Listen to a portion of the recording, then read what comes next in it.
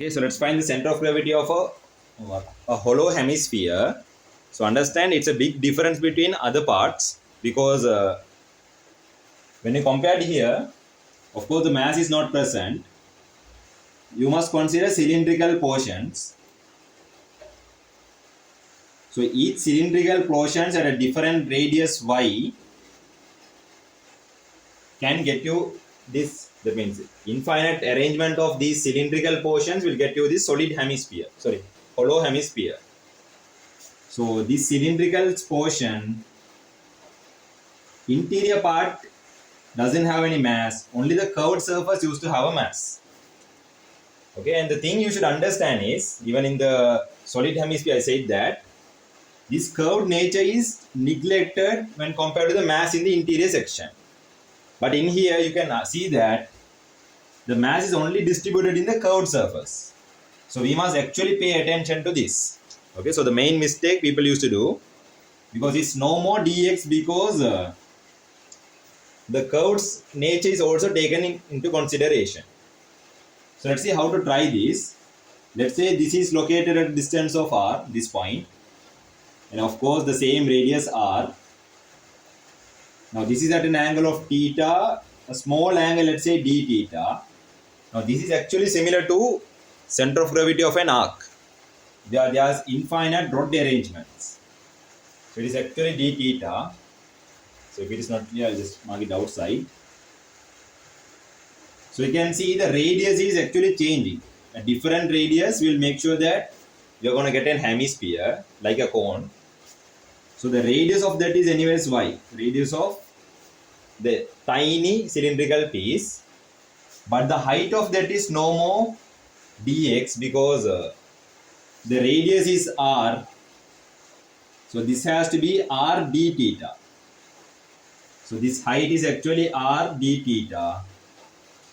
And the mass is only distributed in the curved surface. So to find the area of the curved surface, it is 2 pi. Radius is y, height is r d theta. And you can see that you must multiply it by the mass per unit area. Then only you might get the negligible mass, dA. And now you must understand it's a derivative with respect to theta, but you are having a y variable. So you must make sure that y is replaced with something which is having theta, a constant and a theta term. So if I just look onto here, this is my y, this is my y, radius is r, angle is theta. So y is actually equal to r sine theta. And you can see this, it is located at a certain distance. Generally we used to take it as x, but since there is no dx, don't take the x term. The x is actually r cos theta. So x is actually r cos theta. So the center of gravity equation is the mass into location divided by the total mass. So 2 pi, instead of y I can substitute r sine theta. So r squared sine theta into d theta rho naught, and the location is r cos theta divided by that mass 2 pi y squared, 2 pi r squared sine theta dot d theta into rho naught. And you must integrate it. And also there is another confusion because the cylindrical system is not arranged, okay? Just imagine yourself, you are having, let's say, a clay pot and you want to color this interior section. What is this thing? You are just going to scoop some yogurt which is attached to this interior section. So just compare this like a spray gun. We are having a gun. So if it is ejecting spray, first we must fix it to a certain angle. If I just place it here, only this portion gets colored. And if I place it here, only this portion. And when I rotate that part, this entire section is getting colored of the curved surface. Similarly, when I place it here, this portion will start getting colored. As I rotate the hemisphere, this entire section will start getting colored. So similarly, when I place it here, this portion gets colored. When I rotate the hemisphere, this entire portion will start colored. So gradually the curved surface will enrich with masses. So understand that theta doesn't move from minus 90 to plus 90.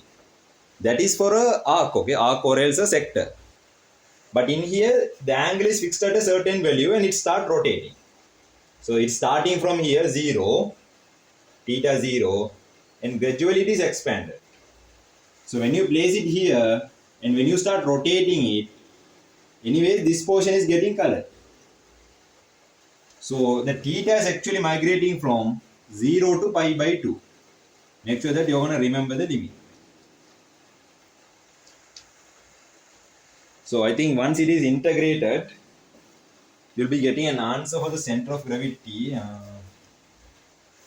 So I think it is around r by 2, half of the radius. So make sure that understand the difference. It's no more dx. It's no more the angle is traveling from minus pi by 2 to pi by 2. It is from 0 to pi by 2 because it's something like a spray gun.